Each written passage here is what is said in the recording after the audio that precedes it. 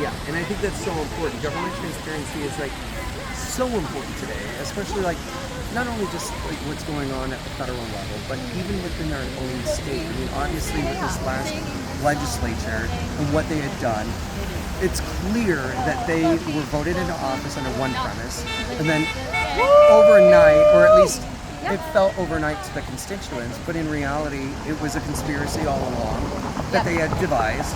And here we are with our voted for rights stripped away. And folks here in Missouri are what? They're the blunt force trauma recipients of sick paid leave being stripped away and bodily autonomy being stripped away. Yep. It's ridiculous. You know, it's sort of, it goes back to that question of, well, what is freedom? Because I don't want Uncle Sam inside my body.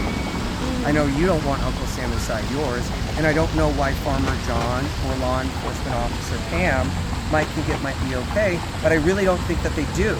So I believe even in the farmer spaces, even in the spaces where Democrats aren't typically present, I do believe that they find bodily autonomy to be at the heart of their causes. They obviously do because, I mean, the voters voted for it.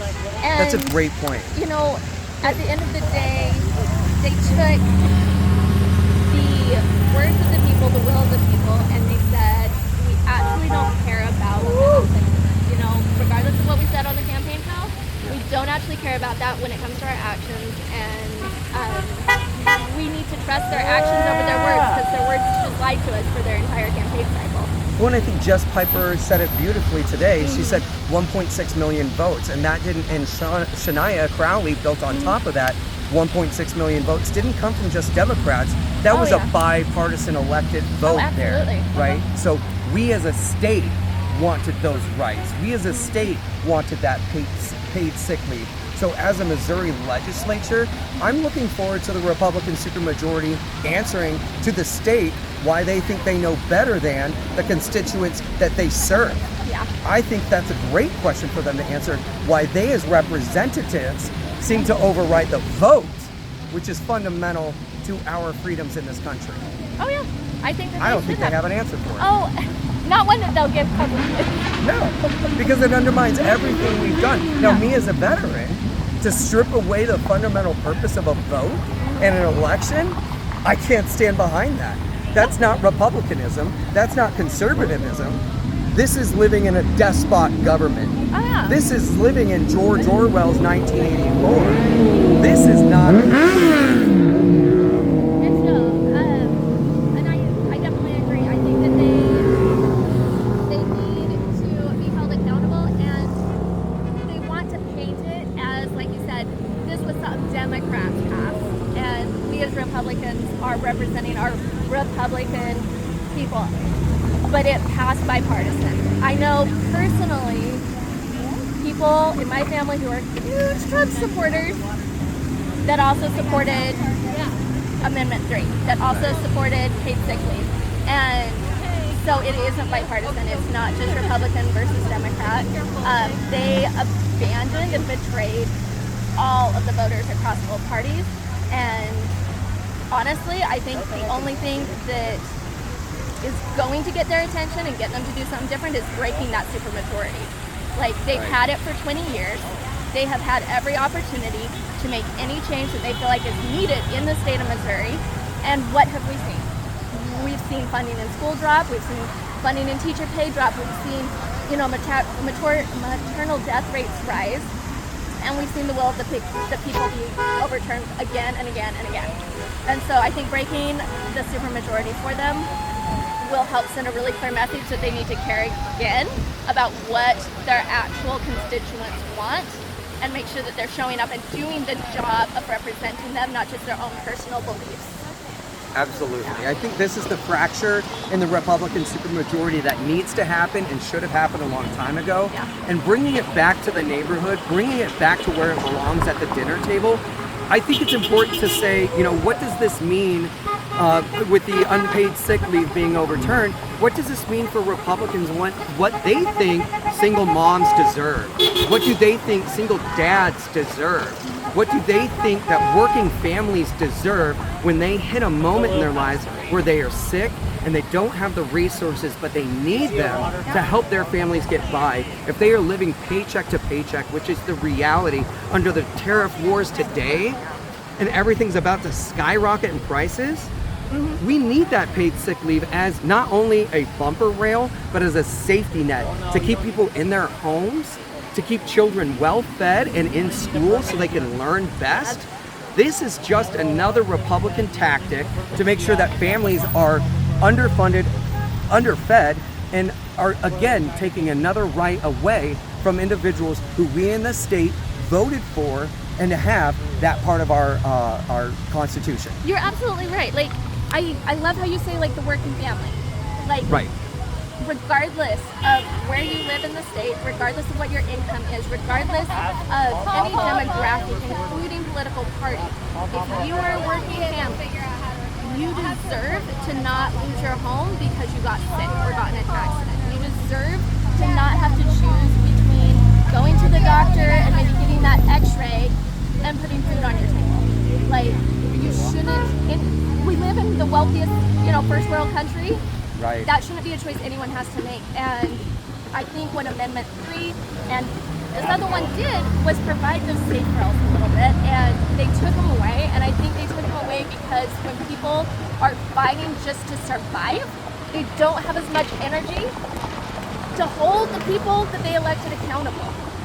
If you're just trying not to drown, it's hard to find time to make that phone call and to go to that rally and to put in this other energy. You're just trying to feed your kids, you're just trying to survive. And taking away those safety nets affects everyone, regardless of party, regardless of where they live. And they don't deserve that. They deserve better. Yeah, and I love how you brought it back to disease, because that's what it really goes back to. Diseases find you. Viruses find you. I don't know a single American who chose diabetes. I don't know a single American who chose COVID or who chose cancer, right? Yep. They find you. And so to deprive an American from the opportunity of taking paid sick leave now when they voted for it in the state, it's wrong, right? Because now they have to make that choice of, do I want to go to the appointment and make sure that I'm going to get dialysis or the treatment I need, or do I go to work and make sure that I'm going to be able to keep the lights on? And that's a dangerous situation when you're choosing between healthcare and the bills. And that's exactly what this was meant to prevent, right? And so all this is doing is expediting death. It's expediting bad health. And that does not produce a better society. That does not produce a better, more healthy Missouri. It's not making us more prosperous. And what does that show for our future, for our children, right? Exactly. Our kids deserve to not have to deal with the shit that we've had to deal with. They deserve to inherit a better future instead of a worse one. And you talking about disease, I would also say that, like, think about the blue collar workers. My husband worked in a still shop for years and years, and I remember he got a beam dropped on his foot at one point, and we had to take him in for x-rays and all of this stuff, and he couldn't work for weeks. And he got no paid time off, and he had to really decide, is it worth filing workman's comp and risking the negative consequences from my employer? And in the end, we decided it wasn't. So we took that cut in pay for weeks when he couldn't work, and it was an injury on the job, but paid sick time would have solved all of that for us. That one little thing would have made a big difference. But I hear that from so many people. I got in a car accident, I got a fender bender, or this or that little thing happened that is completely unpredictable in life, other than that eventually the unpredictable things will happen. And there's no safety net. They just fall. And it sucks, and they shouldn't. We should do better.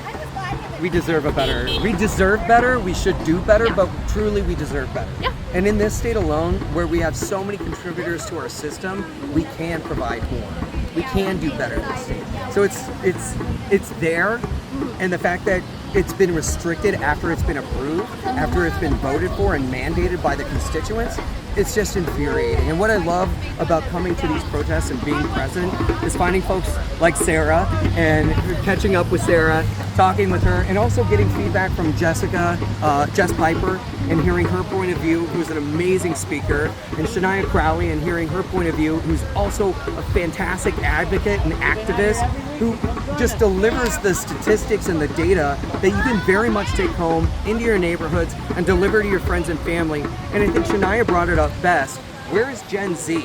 We need you out here. We need to empower our young people and get this message to them, deliver it in layman's terms so they can internalize it, digest it, and tell their friends. Because as soon as they come into the age of majority, this will affect them as well. They're coming into the age of voting power now, so as they mature into full-grown adults, later into adulthood, everything we're talking about, paid sick leave, maternity, parenthood, all of it will affect them.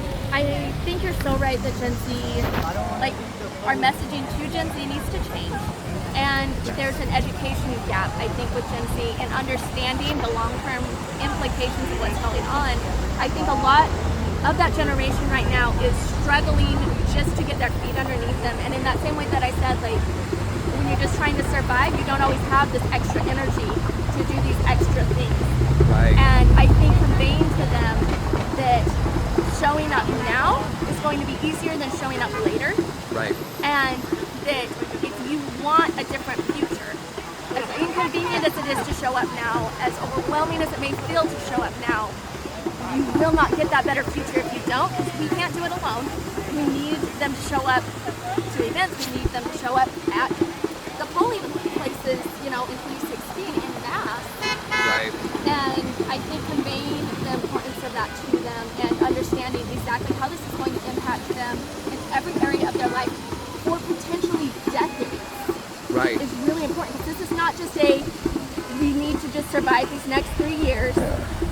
These policies that are being passed or these policies that are being overturned will have potential decades-long implications. And if they want better than what we got, then they're going to have to come help make that a reality. Right. Nothing comes free. Everyone has to fight for it. I know that our campaign is here to wake up the neighborhoods. We're here to ignite the fight, and we can't do that without we can't do it without anybody, but especially the younger members of our society. They bring the energy powerhouse. They are the power production facility. They need to be here. We need their creativity. We need their brains. We need their passion. They're a part of our message, for sure. And they're a part of this world as well. So we need them present. Are you running for office or a part of a group? Is anybody like running for office? I mean, no, I'll be running for office, yes. I'm running for Missouri's Congressional 5th District. My name is Jordan Herrera, by the way. Thank you. Yes, I knew that. I like to ask stupid questions. And this woman is amazing. I don't know if, you know, like, I just want to shout you out. I don't know if you're just, you know, someone comes out and helps with the fight or one of the other volunteers or anything. It's all, I say, every bit's important. My name is Sarah, and I'm a part of the Blue Springs Democrat group. We are helping with organizing and putting up an actual resistance to what's going on. Okay, I appreciate it. Yeah. Thank you. Thank you, Brian. Oh, my phone is I didn't say my name. How do you know me? Kansas City Clarity. it's on your press pass. It is on. Oh, and I guess, never mind, I forgot my shirt too. And technically, like, Oh, it kind of. you came all ready. Have a good one, guys. Thank you.